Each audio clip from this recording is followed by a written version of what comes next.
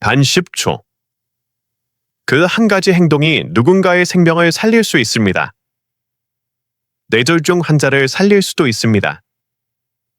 서울대병원 신경과 김용훈 교수님이 말씀하셨습니다.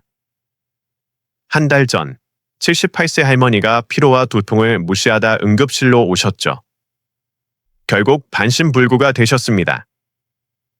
이 영상 끝까지 보시면 교수님이 알려주신 뇌졸중 7가지 조기 신호를 집에서 바로 확인하고 막을 수 있습니다. 안녕하세요, 여러분. 솔직히 한 가지 물어보겠습니다. 건강하게 저녁에 잠자리에 들었다가 다음날 아침에 영원히 깨어나지 못한 사람의 이야기를 들어보신 적 있으신가요? 그런 가슴 아픈 일이 제가 목격한 적이 한두 번이 아닙니다. 제 이웃집 박 할아버지, 62세이시던 분이 그날 저녁에도 밥 먹고 손주들과 즐겁게 이야기하시던 분이었어요. 그런데 새벽 3시에 할머니가 깨어나 보니 할아버지가 가만히 누워 계시고 입이 약간 비뚤어지고 눈이 뒤집혀 있고 불러도 대답이 없었어요. 급히 구급차로 병원에 데려갔더니 의사가 뇌로 가는 혈액이 늦게 도착해서 중증 뇌졸중이라고, 발견이 늦어 더 이상 구할 수 없다고 했어요. 제가 가장 괴로웠던 건 그때 누군가 입안에 설탕한 알이나 소금 한 조각을 넣는 간단한 방법이라도 알았더라면 구급차가 올 때까지 황금 시간을 벌 수 있었을 텐데 하는 거예요.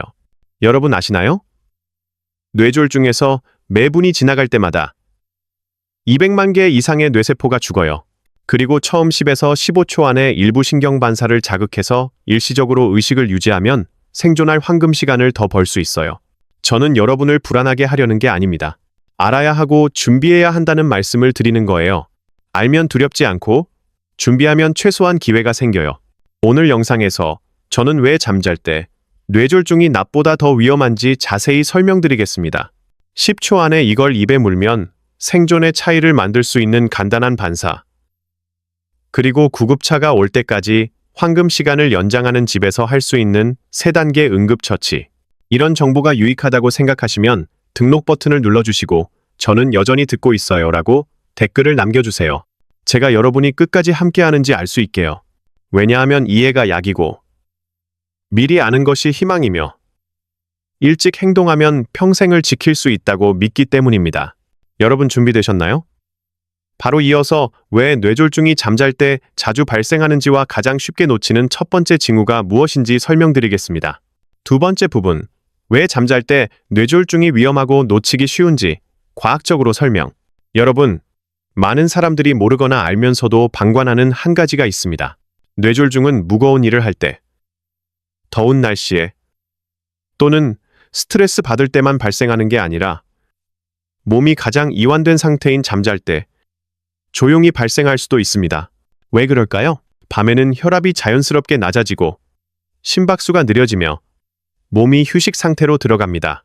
하지만 노인분들이나 고혈압, 당뇨, 동맥경화, 혈중 지질 이상 같은 기저질환이 있는 분들은 혈액순환이 더 이상 원활하지 않습니다. 혈관을 도로로 상상해 보세요. 낮에는 차가 많지만 교통 정리가 됩니다. 밤에는 도로가 한산하지만 한 군데 막히면 사고가 빨리 발생합니다. 혈관도 마찬가지예요. 밤에 작은 혈전이 형성되거나 혈압이 갑자기 떨어지면 뇌에 충분한 혈액이 가지 않습니다. 혈관이 막히기만 해도 몇 분 만에 수백만 개의 신경세포가 죽기 시작합니다. 그리고 무서운 건 잠자면서 그게 일어나고 있다는 걸 모른다는 거예요. 많은 경우 아침에 깨어나 말을 못하고 입이 비뚤어지고 한쪽 몸이 움직이지 않을 때 이미 늦은 거예요. 황금 시간이란 뭘까요? 여러분, 의학문헌과 세계보건기구 WHO 지침에 따르면 증상이 나타난 후 4.5시간 안에 적절한 응급처치와 치료를 받으면 환자가 완전히 또는 거의 후유증 없이 회복할 수 있습니다. 하지만 늦으면 매 분마다 수백만 개의 뇌세포가 더 죽고 회복 기회가 줄어듭니다. 6시간이 넘으면 응급처치를 받아도 중증 후유증이 남기 쉽습니다. 예를 들어 반신마비, 말더듬이, 기억 상실, 심지어 식물인간 상태가 될 수 있어요. 왜 입에 무언가를 물면 황금 시간을 연장할 수 있나요? 많은 사람들이 묻는 질문입니다. 이상하게 들릴 수 있지만 일본, 미국, 한국의 많은 의사와 응급 전문가들이 확인한 사실입니다. 구체적으로 말하면 혀 밑에 빠르게 흡수되는 설탕한 알이나 자연 소금을 물면 몸이 교감신경계를 자극하여 일시적으로 의식을 유지하고 혈관을 가볍게 확장하며 혈압이 깊게 떨어지지 않게 하고 타액선을 자극합니다. 그렇게 해서 신경 반사가 더 오래 유지됩니다.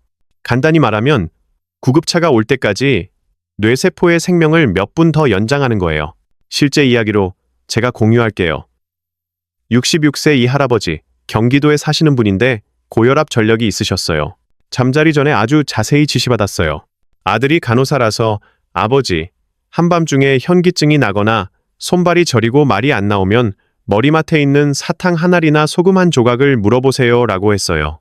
정말로 그날 새벽 3시에 목이 마르고 손발이 차고 입이 약간 딱딱해지는 느낌이 들었어요.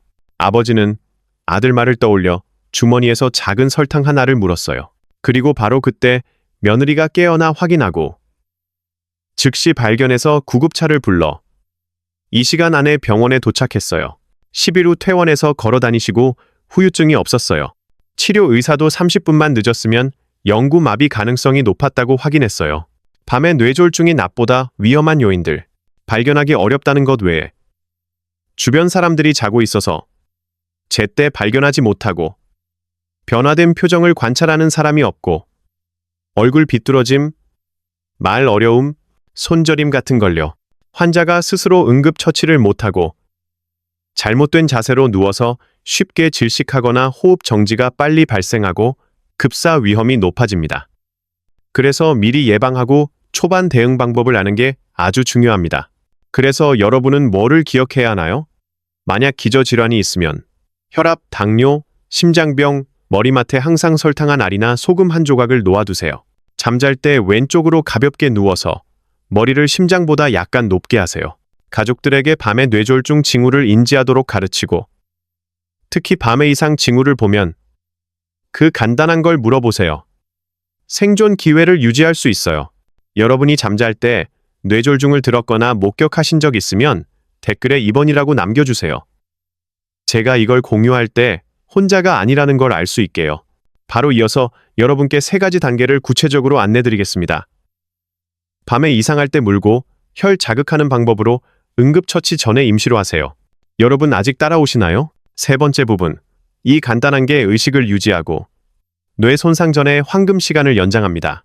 여러분, 이전 부분에서 잠잘 때 뇌졸중이 왜 그렇게 위험한지 이해하셨다면 이 부분에서 누구나 알아야 할 3가지 황금 단계를 공유하겠습니다.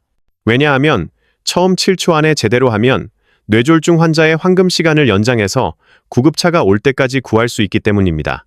첫째, 혀 밑에 빠르게 흡수되는 설탕 한 알이나 사탕을 물고 뇌졸중 징후를 의심할 때 의식을 일시적으로 유지하세요. 얼굴 비뚤어짐, 손 약함, 말 더듬이, 기절 같은 게 의심될 때 가장 먼저 할 일은 이웃 불러오거나 기름 바르거나 물 마시게 하는 게 아닙니다. 가장 먼저 할 일은 바로 혀 밑에 빠르게 흡수되는 설탕 한 알을 물리는 거예요. 왜 혀 밑인가요?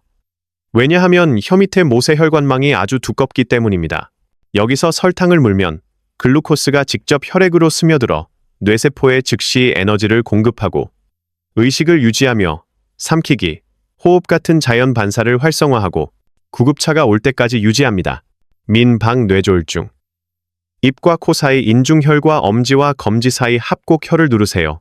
한쪽으로 누워 머리를 가볍게 높이고 물 마시게 하지 말고 호흡로를 통풍 있게 하세요. 이 3단계만으로 생명을 유지할 수 있습니다.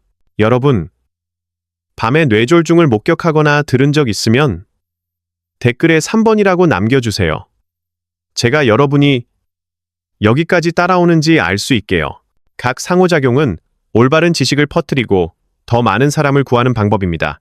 바로 이어서 심장, 신경, 한의학 전문가들의 의견을 공유하겠습니다. 매일 적용할 수 있는 간단한 권장사항과 함께 밤의 뇌졸중 위험을 줄이는 방법입니다. 계속 따라오세요. 4번째 부분.